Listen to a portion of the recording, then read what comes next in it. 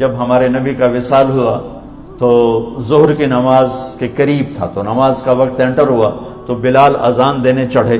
جب اشہد ان محمد کہا تو ہچکی بند گئی اور آواز بند ہو گئی اور کافی دیر تڑپتے رہے. پھر مشکل سے اذان پوری کی اور نیچے اتر کر کہا کہ تم گواہ رہو، میرے نبی گئے، میری اذان بھی گئی، آج کے بعد میں کبھی اذان نہیں دوں گا. اور آپ کے انتقال کے بعد ابو بکر سے اجازت لے کر جہاد میں چلے گئے. 6 مہینے تک مدینے لوٹے نہیں تو میرے نبی خواب میں آئے. بلال یہ کیا بے وفائی، ہمارے پاس آنا ہی چھوڑ دیا.